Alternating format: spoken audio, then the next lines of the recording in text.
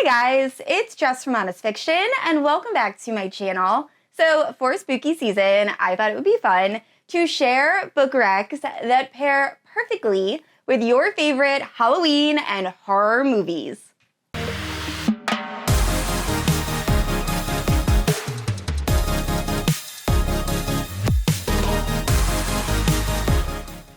Alright guys, so I've been wanting to do this video for so long. Basically, I matched some of the most iconic Halloween movies and TV shows with books that give off the same vibe and atmosphere. Now, since I primarily read romance, specifically fantasy romance, most of these books are romantasy, also some dark romance, and a couple of contemporary romances.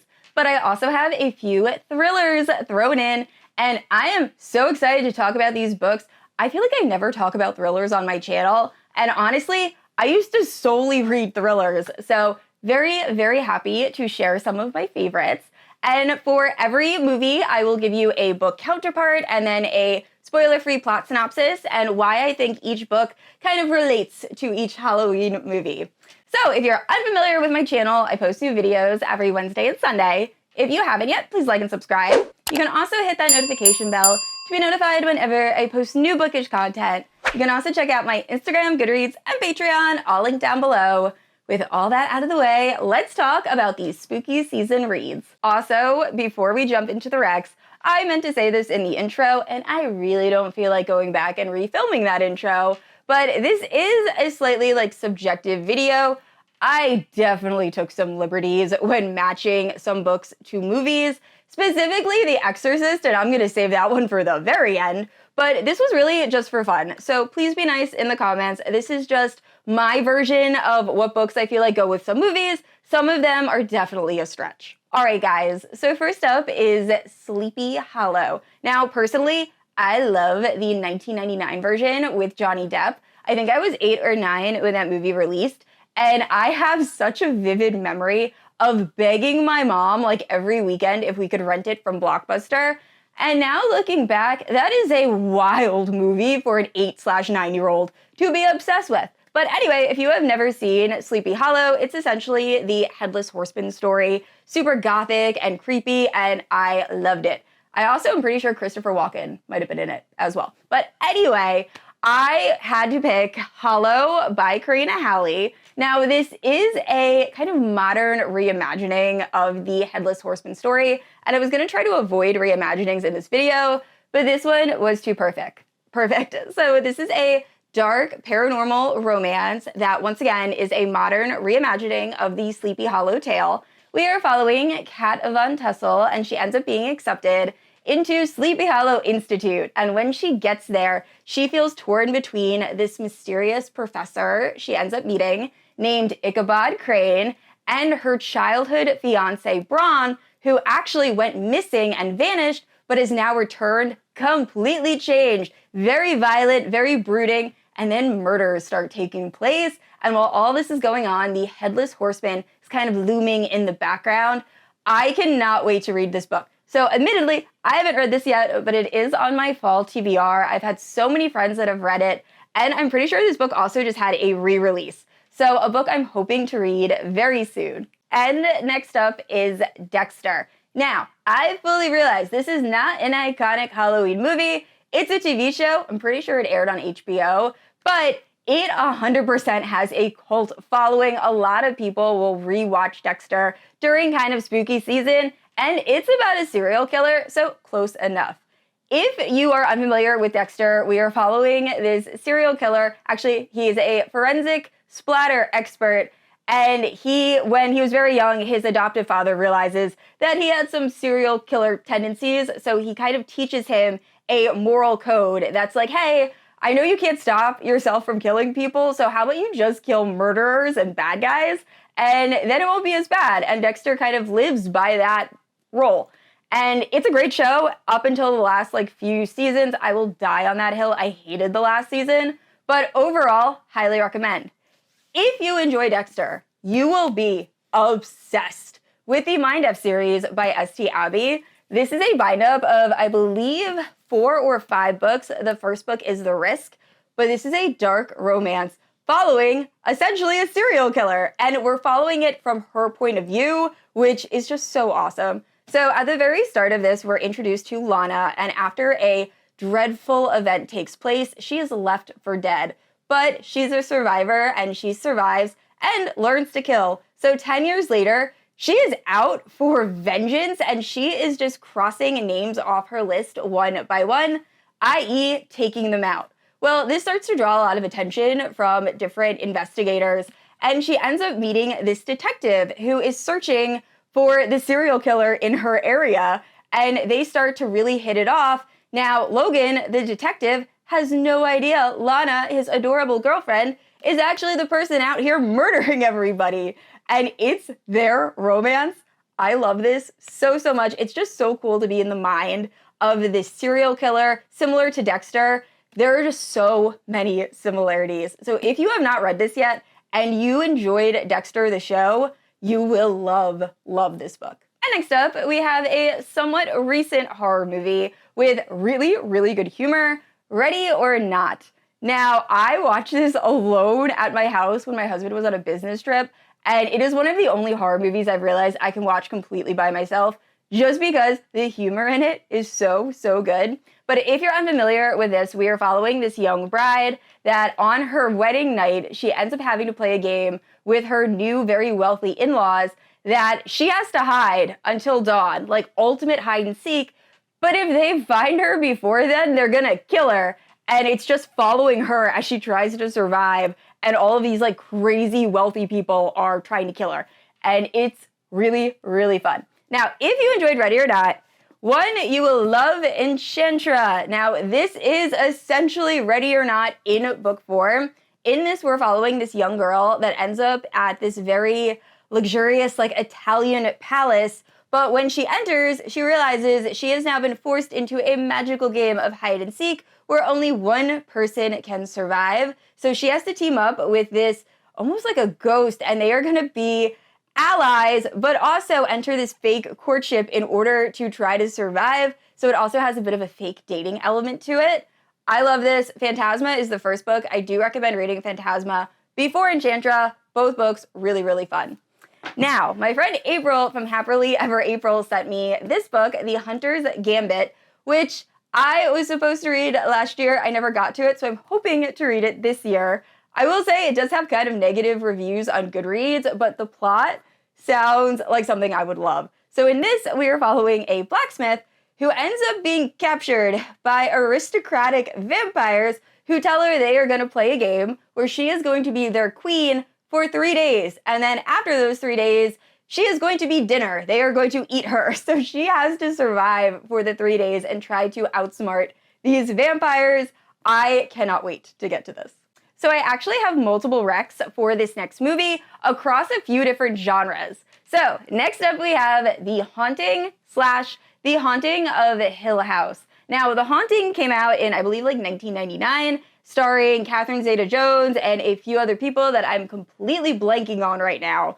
But it is super, super creepy and so good. We are following these 4 strangers who end up going to this mysterious, obviously haunted mansion under the guise of a sleep study, only to find out the house is essentially alive with malevolent spirits. And I love that movie. Another movie I was way, way too young to be watching, but I definitely watched this at a sleepover when I was like 8 or 9.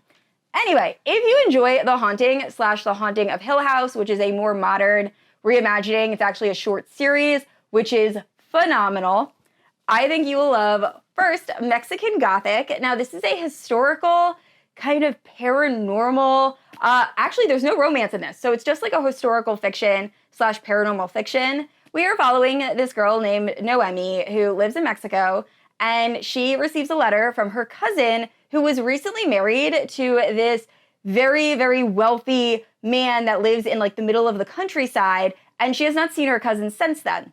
Well, this letter essentially says, Noemi, please come help me. Things are not as they seem.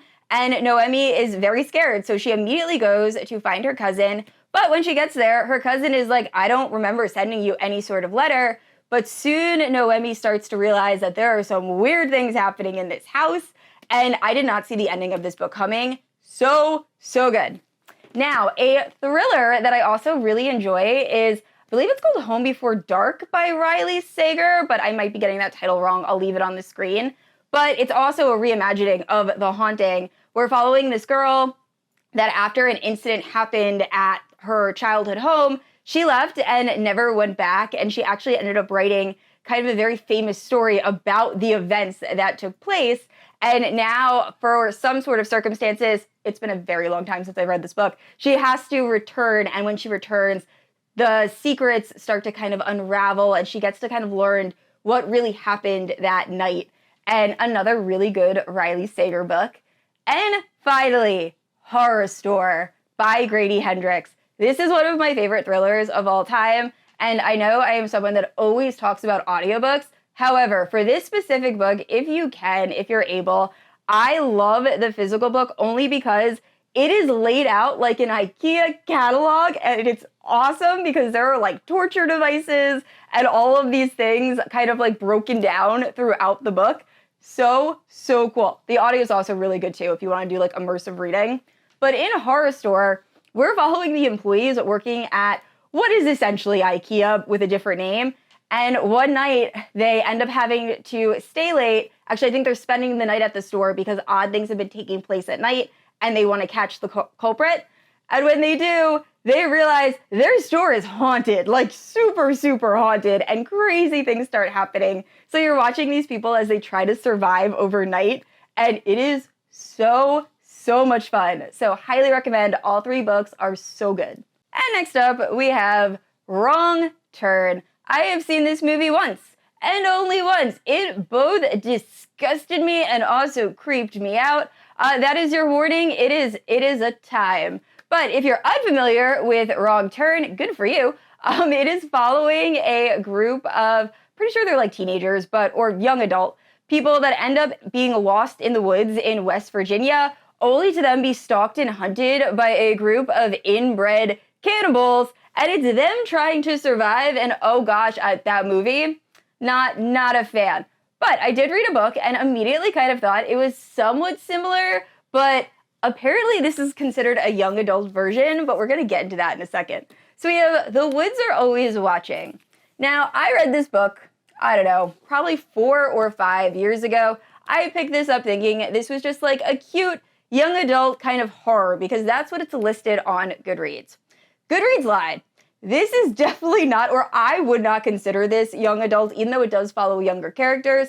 There are things that happen in this book that I was physically like recoiling. So know that going in, check triggers. There are upsetting things that happen. So I would classify this as just like a straight up kind of light horror, but I loved the story. So in this, we were following 2 friends, and these 2 girls have been best friends all their elementary school and high school, inseparable. But one of them is going away to college and the other one is not. So they decide to have one final like hurrah and go hiking together because it's something they love to do. Now we slowly start to realize that tensions are kind of high in this friend group. It seems like one of the girls is a little bit upset about the other going away to college, and just tensions are high, and they end up in this fight and end up, because of the fight, becoming lost in these woods. But it's not just bears that are going to hunt these girls. There are some scary people in these woods, and this becomes very quickly a story of survival, and I love this book, and I never get to talk about it. So if you have not read The Woods Are Always Watching, and you like kind of those creepier stories, but also has 2 kick-ass main characters, highly recommend.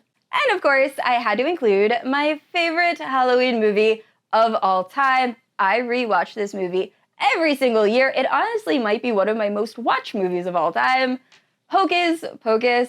It is nostalgia. It just, everything about Hocus Pocus reminds me of Halloween. If you are unfamiliar with Hocus Pocus, honestly, if you have time, turn this video off, go watch it. The summary I give you is not going to do this movie justice.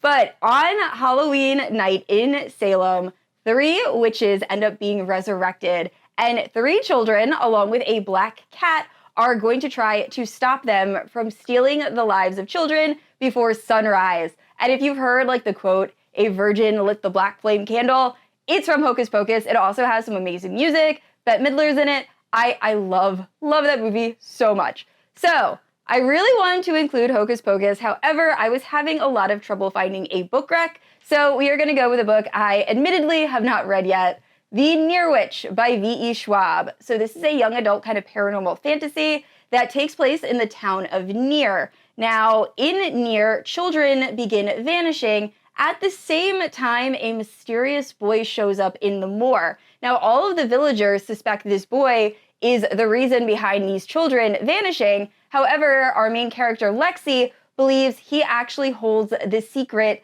to the Near Witch. I'm assuming a witch that lives in this village. So I definitely want to get to this soon. If you read this, please let me know. I hadn't heard about this book until I was researching for this video, and it sounds really good.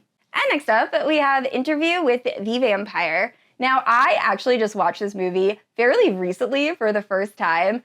I had no idea how stacked the cast in that movie is. You have Brad Pitt and Tom Cruise playing these like brooding immortal vampires, and then you have a baby Kirsten Dunst. I am assuming this is her first role.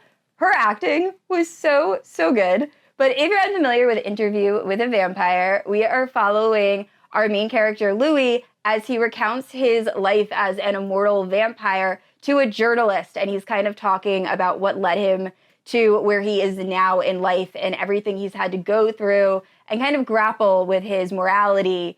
And it was really good. Highly recommend. There's also a series, I believe, that has also come out based on the book, so I really want to check that out.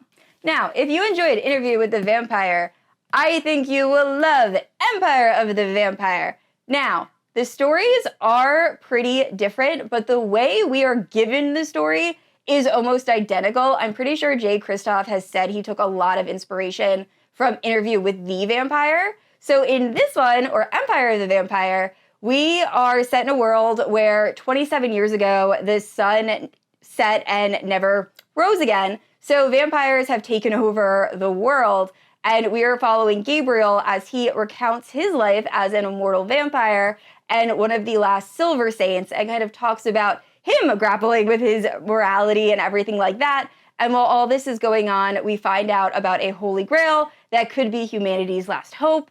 And it was very enjoyable. I will say I am not the biggest fan of Jay Kristoff's writing, so I never continued with this series, but so many of my friends love this series so much. So highly recommend. If you liked Interview with the Vampire, you will probably love this book. And of course, I could not do this video without including the classic Halloween. So I am pretty sure 99% of you know the plot to Halloween, but in case you do not, in Halloween, we are following masked serial killer Michael Myers, who on Halloween night escapes the psychiatric institution he is being held in and decides he is going to return to his hometown and stalk his babysitter that he is completely obsessed with and leave a bunch of bodies along the way. It is one of the most classic Halloween horror movies, hence Halloween, and another one that I watch pretty much every year. But if you enjoy Halloween, I think if you enjoy dark romance, you will really like Haunting Adeline by H.D. Carlton. Now, this is one of those books, it's a little bit of a stretch. However, this definitely has that stalking horror feel. I love H.D. Carlton's writing. She writes some of the most unhinged dark romance, and this was the first book I ever read by her, and I was addicted ever since. Now, I also want to say the second book in this series is darker and has a more somber tone. So while I do really love this book, this second book I have a little bit of difficulty reading. So just kind of know that going in.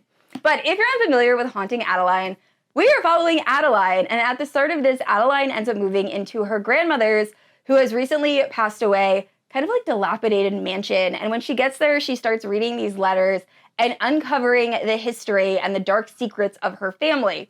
Well, while this is happening, she doesn't realize she's caught the attention of Zaid Meadows, who's almost like a vigilante stalker. He works for a security company, which gives him a lot of access to people's homes.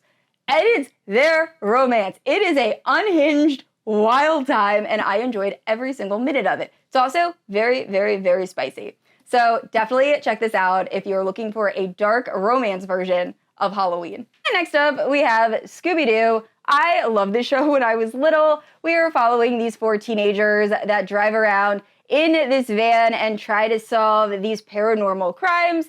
And it's just a very fun, like, lighthearted kid show, which is going to be very funny when I tell you the book I actually picked. So we have Her Soul to Take by Harley LaRoe. This is an incredibly spicy, dark paranormal romance, but the main character is Velma from Scooby-Doo. Like, she is described exactly like Velma, and she's also a ghost hunter, so I couldn't not include this for Scooby-Doo. Now, if you have never read Her Soul to Take, I will say the writing is not my favorite, and I actually almost DNF'd this when I first started. However, I am so happy I continued because this book is wild. It has cults, it has demons, it is so, so good. So in this, we are following this girl, Ray, and Ray is a ghost hunter who ends up moving back to her hometown. Now, when she gets there, she doesn't realize that she has attracted the attention of a cult that kind of runs this whole town. And this cult wants to sacrifice Ray to bring forth a Cthulhu-type demon. So they end up summoning Leon. Leon is a demon who, upon seeing Ray, is like, oh, she's actually kind of attractive. And when Ray accidentally finds a way to summon Leon herself, they decide they are going to team up together against this cult. And it's their romance, a demon and essentially Velma. And I loved this. Once again, very, very spicy, but it has all of those like spooky, creepy vibes. I was on vacation when I read this in the middle of like nowhere, Virginia. I was so creeped out to leave the house at night. Some of the imagery in this is just really, really creepy. So highly, highly recommend. And next up is another classic, Rosemary's Baby, starring Mia Farrow. This is another movie I saw at way too young an age. But if you're unfamiliar with Rosemary's Baby, in the story, Rosemary ends up moving into a new apartment with her husband. And soon after moving in, some very interesting circumstances take place, and Rosemary finds out she is pregnant. Well, while this pregnancy is progressing, Rosemary begins to suspect that there is something off about this whole apartment complex, and her neighbors start behaving very bizarrely, and some very creepy things start happening in her apartment, and it really goes from there. Definitely an amazing horror movie, just really eerie, and absolutely loved it. So if you enjoyed Rosemary's Baby, you will 100% love Lock Every Door by Riley Sager. This is another book that I'm pretty sure took heavy, heavy influence from the movie version. So in Lock Every Door, we are following this girl that ends up seeing a flyer for a apartment sitting like position, and she ends up being accepted. And now she's very excited because this is a very luxurious apartment complex that she never thought she'd be able to stay in, but now she is a sitter. However, similar to Rosemary's Baby, all of the neighbors start acting very, very bizarre, and then another sitter ends up vanishing, so our main character starts to suspect there is something going on, and it really kind of progresses from there. I absolutely love pretty much every thriller I've read by Riley Sager, so definitely check it out if you haven't yet. And next up, we have Dracula. So, fun fact, when I was at Rutgers my senior year, I actually took an entire course on Dracula. I actually think it was called like Vlad Tepes in Media, but it was one of my favorite courses, and I learned so much about Dracula and who he was based on, and one of my favorites. But anyway, all of you guys know Dracula. I have 2 different book recs. Now, they are not kind of reimaginings or similar to the actual like Dracula Bram Stoker tale, but they feature Dracula, so I figured why not. First up, we have A Dowry of Blood. This is a kind of dark fantasy romance following Constanta, who, when she almost ends up perishing, she is saved by Dracula himself, who ends up making her one of his consorts. Now, she is living a pretty sad life because while Dracula is very captivating, he is also cruel. So she is writing to some of Dracula's other consorts, and she has to decide if she wants to fight for her freedom. I admittedly have not actually finished this book. I got about halfway last October. For some reason, I put it down because I was really enjoying it, and I never picked it back up. So hopefully I will finish it this year. And then we also have Blood Orange and Black Rose. I always forget the title of the second book, but these are the Mystic Box special editions. But in Blood Orange by Karina Halley, this is a dark fantasy romance. We are following this girl who was raised by witches to be able to kill vampires, and she ends up being sent on a mission to kill the vampire that Dracula is based on. So she gets there, and right away, she's very interested in this guy, but neither of them realize that they are actually like fated mates as old as time, and it's their like super epic romance. Definitely pick this up. I also really enjoy Black Sunshine by Karina Halley, which is another witch vampire romance set in the same world. Definitely anything by Karina Halley. So good. And saving the best for last, we have The Exorcist. Now, if you are unfamiliar with The Exorcist, we are following this young girl who begins to show signs of demonic possession. So her mother enlists the help of two priests, one of them a seasoned exorcist, and the other one kind of grappling with his own ideas of faith. And together, these two priests are going to have to try to save this girl and slay this demon. Now, if you enjoyed The Exorcist, I have no idea if you're going to enjoy these next two books. However, I did enjoy one of them immensely. The other one I DNF'd, but let me explain. So, first up, we have Priest by Sierra Simone. This is a priest romance. We are following, pretty sure his name is Tyler, as he also kind of grapples with his idea of faith while also trying to maintain his vow of celibacy. So very, very spicy. I had a little bit of trouble getting into this one and finishing it. I am not super religious, but I am from a religious household, and I just kept thinking about my grandma looking down on me and being none too happy with what I was reading. Had a little bit of Catholic guilt there. But I actually did read Lessons in Sin right after that. That book I loved. So Lessons in Sin is by Pam Godwin, and it's also following a priest who is working at a Catholic school, and he ends up having this student who he sees as kind of like this bratty girl, but as he gets to know her, he becomes really interested in her, and he also has trouble with his vow of celibacy, and it's their romance. So both books they're kind of interesting, but I do recommend Lessons in Sin and also Priest because, once again, so many people love that series. All right, guys, that is it for my If You Like This Halloween Movie, Then Read This Book rec video. Please let me know down in the comments below if there are any other Halloween movie and book pairings that you recommend. I love getting recs from you guys. And I'd like to say a special thank you to my Paladin protectors, Amanda, Leslie, Christy, Kat, Lada, and Nerdy. Thank you guys so much. I would not be able to do this without you, so thank you. And I said this already, I post new videos every Wednesday and Sunday, and if you haven't yet, please like and subscribe. I will see you all next week. Bye.